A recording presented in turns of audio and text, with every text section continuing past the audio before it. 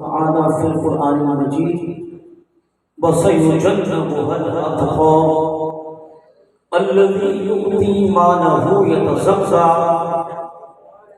وما لأحد عنده من نعمة تجزى إلا ابتغاء وجه ربه الأعلى ولسوف يرضى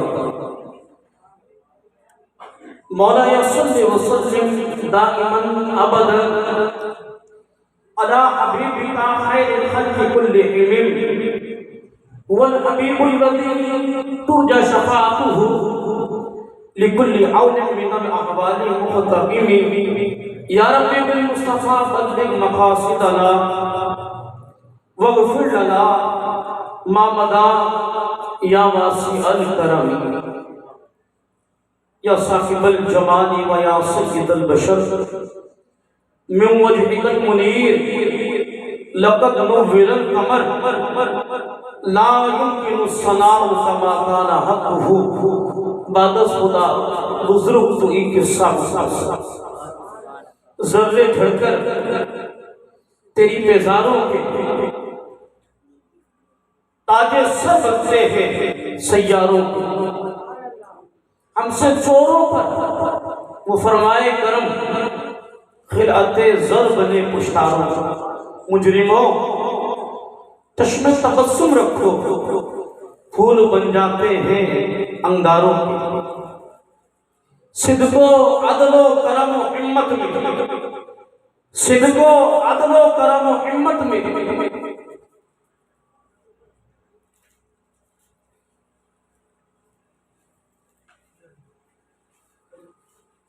نعرہ تکبیر، نعرہ رسالت، نعرہ تحقیق، نعرہ حیدری، تاجدار ختم نبوت حضرت علامہ مولانا قبلہ حافظ حامد رضا مہدوی صاحب دامت برکاتہم العالیہ آپ تشریف لا چکے ہیں۔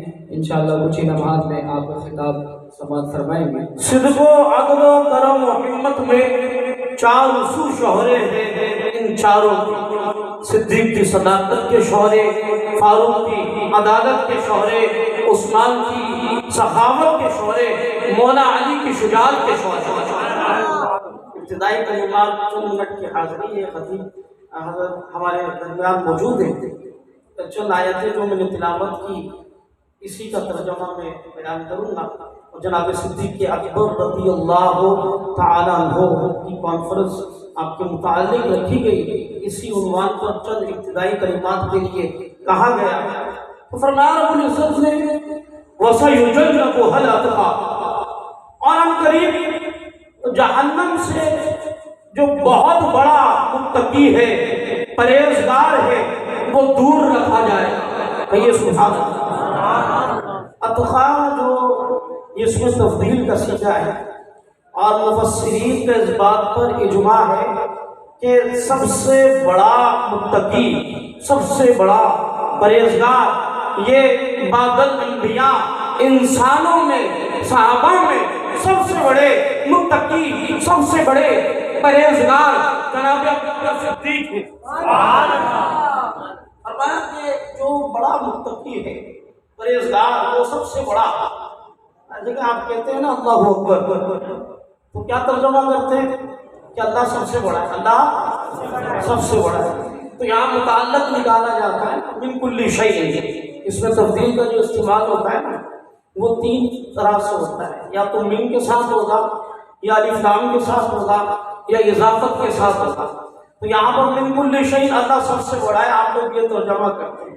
تو اتقا یہاں پر اگر اس کا متعلق نکالا جائے تو پھر کیا ہے کہ کیا نکلے گا من کل صحابہ۔ ابوبکر صدیق جو ہے صحابہ میں سب سے بڑے پرہیزگار ہیں، صحابہ میں سب سے بڑے پرہیزگار ہیں۔ پھر کہا کہ یہ پرہیزگار جو ہے وہ کون ہے کہ جو الذی یؤتی مالہ یتزکیٰ، جو اپنے مال کو اللہ کی راہ میں خرچ کرتے تاکہ وہ مال ستھرا ہو جائے۔ پھر وہ فرمایا کہ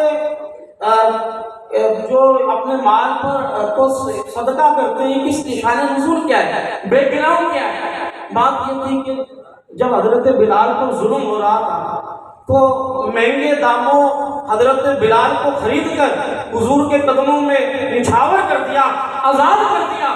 کہنے والوں نے کہا صدیق تو امپورٹ ایکسپورٹ کے کاروباری ہے اور یہ درآمدات اور برآمدات کے ماہر تاجر ہیں۔ ایک کم داموں کا غلام، اتنی جس کی قیمت نہ تھی، صدیق اکبر نے یہ سوچا کیا یا تو اس میں کوئی جو ہے حضرت بلال کا احسان ہوگا یا کوئی صدیق اکبر سے تجارت میں غلطی ہو گئی۔ پھر فرمایا کہ نہیں، نہ تو احسان ہے نہ غلطی ہوئی، وما لأحد عندہ من نعمت تجزیٰ، کسی کا احسان نہیں ہے صدیق پر۔ پھر کیوں آزاد کیا؟ فرمایا کہ اِنَّ ابْتِغَاءَ وَجْهِ رَبِّهِ الْأَعْلَىٰ، کہ صرف رب کی رضا کو تلاش کرتے ہوئے آزاد کیا۔ وَلَسَوْفَ يَرْضَىٰ، اور عنقریب اللہ صدیق کو اتنا دے گا کہ صدیق راضی ہو جائے۔ یرضا فعل مضارع ہے، اور جو ضمیر نکالی علماء نے اس کا مرجع جو بیان کیا وہ ابو بکر ہے، وہ ابو بکر ہے۔ آپ پڑھ کر دیکھیں، تفسیر جا کر پڑھیے گا، حضرت موجود ہے۔ اور ایک مقام پر والضحیٰ میں کیا فرمایا، وَلَسَوْفَ يُعْطِيكَ رَبُّكَ فَتَرْضَىٰ، صدیق اکبر کے لیے فرمایا وَلَسَوْفَ يَرْضَىٰ، ان قریب صدیق کو اللہ اتنا دے گا صدیق راضی ہو جائے گا۔ قرطبی کے اندر ایک حدیث مبارکہ اور دیگر کتب حدیث کے اندر حدیث مبارکہ آپ نے بارہا علماء سے سنی ہوگی کہ جب حضور نے اعلان کیا تبوک کے موقع پر، تو صدیق اکبر رضی اللہ تعالیٰ عنہ اپنا سارا سامان سمیٹ کر حضور کے قدموں پر نچھاور کر دیا۔ فاروق اعظم آدھا سامان لے کر آ رہا اور عرض کی کہ آج تو میں صدیق سے سبقت لے جاؤں گا، باسی لے جاؤں گا۔ یہ تھی ان کی دوڑ، یہ ان کی نیکیوں میں سبقت لے جانے کی دوڑ تھی۔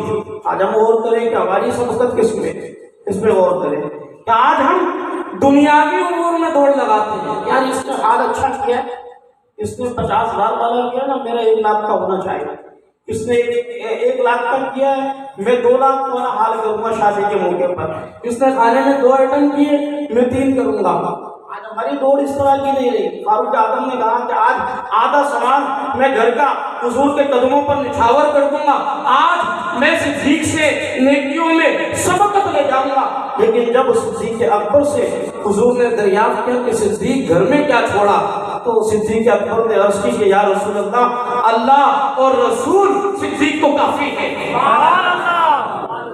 جبریل امین آئے اور اس دن جو لباس پہنا تھا تو وہ لباس بھی جو ہے اس میں بٹن کی جگہ کانٹے لگائے تھے، تو جبریل امین نے بھی ویسے ہی لباس پہنا تھا اور حاضر ہو کر عرض کی دربار مصطفیٰ میں، یا رسول اللہ، اللہ صدیق اکبر کو سلام فرماتا ہے، صدیق اکبر کو سلام فرماتا ہے، اور اللہ فرماتا ہے کیا اس فقر کی حالت میں صدیق راضی ہے؟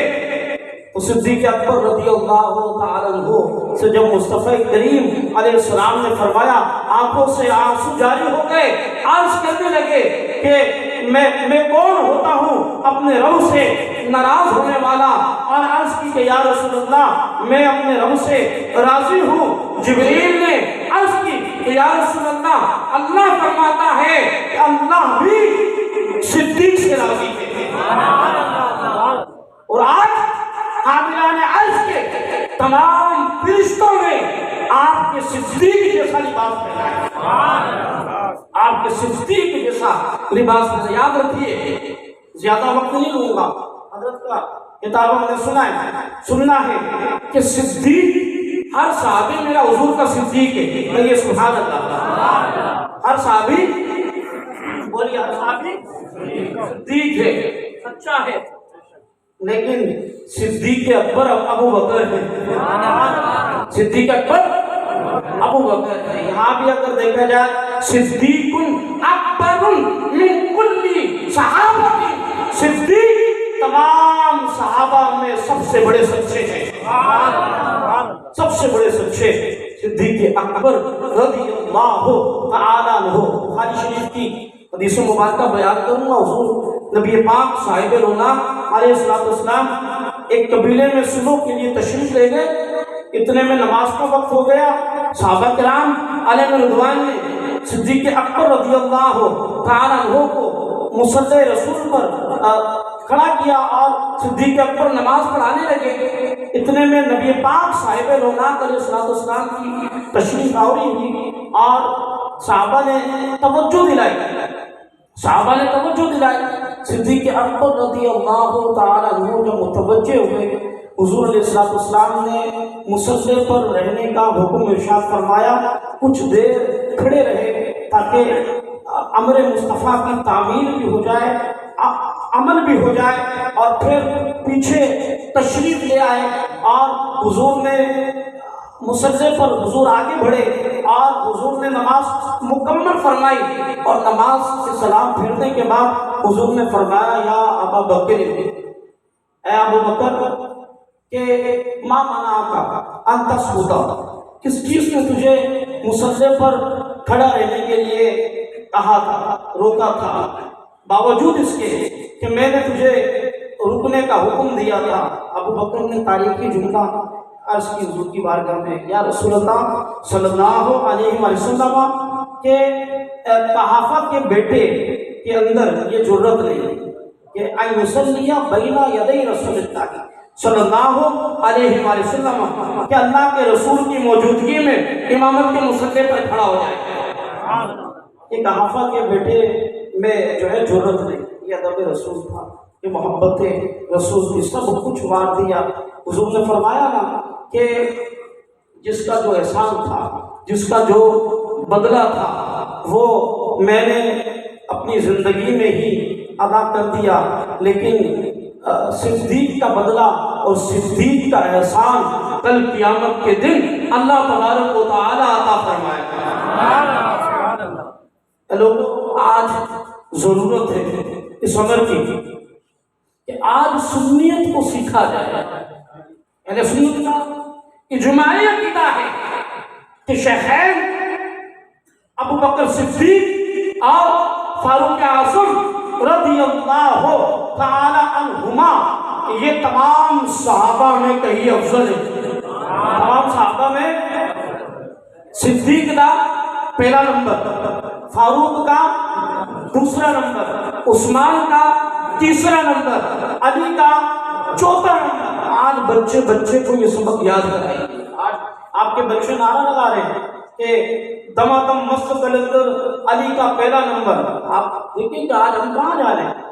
آج ہم مسلک اہل سنت کو آج ہم نے کتنا سیکھا؟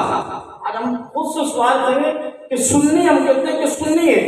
آج دیکھیں کہ ہمارا اجماعی عقیدے پر آج ہمارا کیا نظریہ رہا۔ آج جو تمام صحابہ کا عقیدہ، تمام محدثین کا، تمام فقہاء کا عقیدہ کہ ابو بکر صدیق انبیاء کے بعد انسانوں میں سب سے افضل ہے۔ امام اعظم ابو حنیفہ سے پوچھا گیا نا کہ سنیت کی تعریف کیا ہے، سنیت کی علامت کیا ہے؟ آپ نے فرمایا کہ شیخین کو فضیلت دینا اور خفین پر، یعنی موزوں پر، ایک چمڑے کے جو موزے اس کے بارے میں فرمایا کہ اس پر مسح کرنا یہ سنیت کی علامت ہے۔ یہیں سے رافضیت کی بنیادیں گر جاتی ہیں کہ جب آپ کہتے ہیں ابو بکر کا پہلا نمبر، آپ کے امام نے کیا کہا؟ صدق و عدل و کرم و ہمت میں، ذرا سمجھیے، صدیق کو پہلے رکھا، فاروق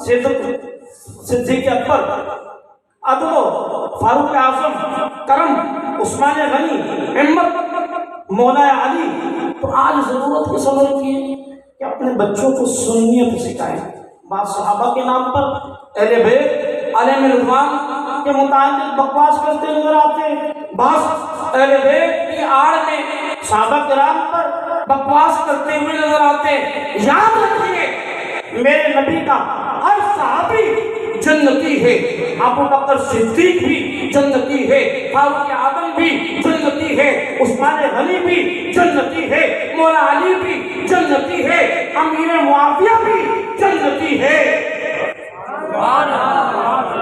اور یاد کریں کہ امام اہل سنت نے درس دیا کہ اہل سنت کا ہے بیڑا پار، اصحاب حضور نجم ہے یہ اور ناؤ ہے اطرت رسول اللہ. سنیوں سنیت سے وفا کرو، سنیت سے وفا کرو، پھر تمہارا جنازہ پتہ کیسے ہوگا؟ جو میرے امام نے تمہیں دعا دی نا کہ صدقہ پیارے کی حیا کا، وفا کیا ہے یہ نہ کہو.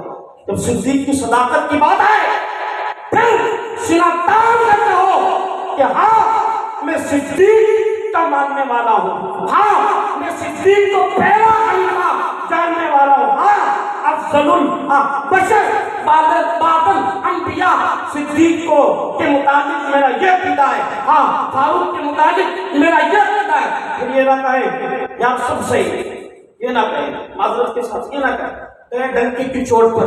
جب کوئی پوچھے کہ تم کون ہو تو آپ ڈنکے کی چوٹ پر کہے میں صدیق کی صداقت کا قائل ہوں، فاروق کی عدالت کا ماننے والا ہوں، عثمان کی صحابت پر جان نثار کرنے والا ہوں، مولا علی کی شجاعت کے میں گل اگانے والا ہوں، میں اہل بیت کا خادم ہوں، اور کہے صحابہ کا گواہ ہوں اور اہل بیت کا خادم ہے یہ سب آپ ہی کی تو عنایت یا رسول اللہ. پھر آپ کے حق میں یہ امام کی دعا قبول ہوگی جو آپ کے امام نے آپ کو دی. آج تو لوگ چھوٹی چھوٹی باتوں میں بد مذہبوں کی تعریفیں کرنا شروع کر دیتے ہیں، عقیدے کو نہیں دیکھتے. آپ کے امام نے کیا کہا؟ صدقہ پیارے کی حیا کا، صدقہ پیارے کی حیا کا ایسا ہو جو سنی مرے. آمین کہیں، علماء موجود ہیں، آمین کہیں. یہ آپ کے میرے حق میں دعا قبول ہو گئی، زندگی میں آنے کا مقصد قبول ہو جائے، یہ ہم کامیاب ہو جائیں گے. کیا کہا؟ صدقہ پیارے کی حیا کا ایسا ہو کہ جو سنی مرے. یوں نہ فرمائے تیرے شاہد کہ وہ فاجر گیا، یوں نہ فرمائے تیرے شاہد کہ وہ فاجر گیا. عرش پر دھومے مچے کہ مومن صالح ملا، عرش پر دھومے مچے کہ مومن صالح ملا. جنازہ دیکھا تھا نا ڈاکٹر حافظ شکیل صاحب کا، کہیے دیکھا تھا تو در و دیوار کہہ رہے تھے نا کہ عرش پر دھومے مچے کہ مومن صالح ملا. فیصلے سے ماتم اٹھے کہ طیب و طاہر گیا. دیکھا تھا جنازہ خادم حسین رضوی صاحب کا، یہ جنازہ دیکھا تھا، یہ دعا قبول ہوئی. جنازہ دیکھا ہے علامہ سعید احمد اسد صاحب کا، کہیے سبحان اللہ. یہ آپ کے حق میں بھی قبول ہوگی کہ جب آپ اپنی سنیت سے، مسلک اہل سنت و جماعت سے آپ وفا کریں گے. ضرورت عمل کی ہے کہ آج لا علمیت بہت ہے. اس آخری واقعے پر میں اختتام کر رہا ہوں.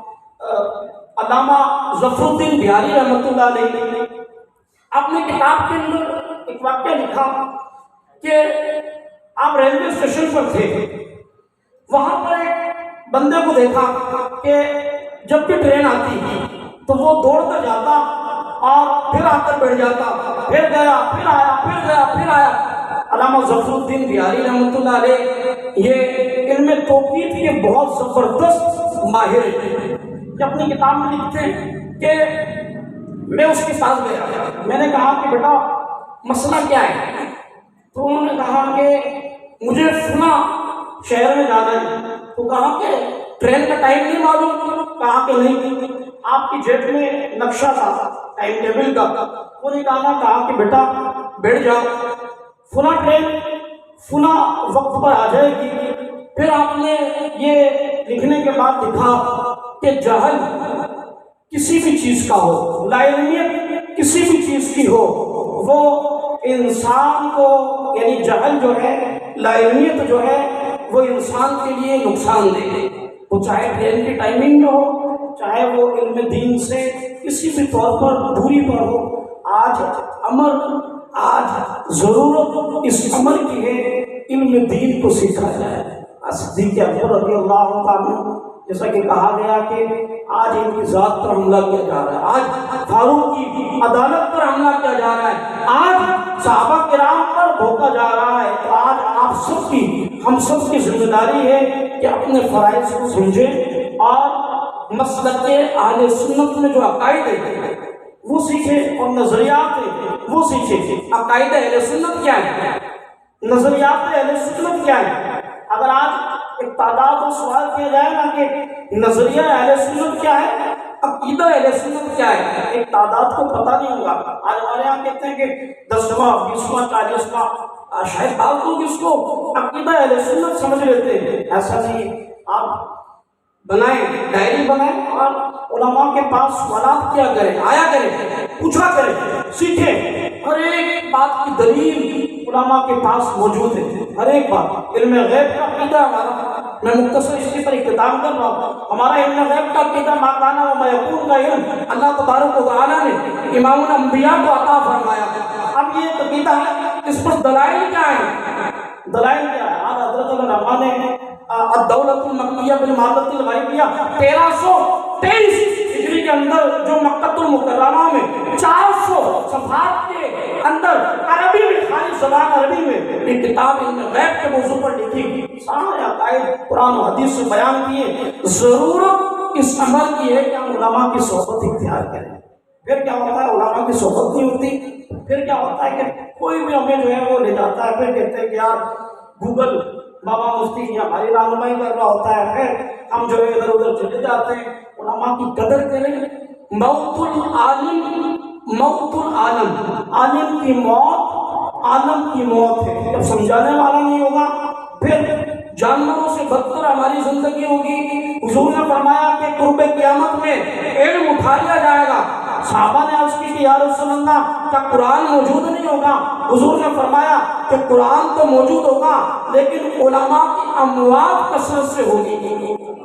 فرمایا کہ دو بندوں میں جھگڑا ہوگا وراثت کے مسئلے پر، مشرق سے مغرب دونوں یہ پھریں گے، شمال سے جنوب، پوری دنیا میں، پوری کائنات میں انہیں کوئی وراثت کا مسئلہ بتانے والا نہیں ہوگا۔ فرمایا کہ سب سے پہلے جو علم اٹھایا جائے گا وہ علم میراث کو اٹھایا جائے گا، اور فرمایا کہ یہ آدھا علم ہے۔ آج دیکھیں کہ اب اتنی جو ہے وہ علمیت پھیلتی چلی جا رہی ہے۔ اللہ پاک ہمیں مسلک اہل سنت و جماعت سے ہمیشہ وفاداری عطا فرمائے، اور جو علماء موجود ہیں ان کی قدر کرنے کی توفیق عطا فرمائے، اور جو تصانیف علماء نے چھوڑی لکھی ان کو پڑھنے کی توفیق عطا فرمائے۔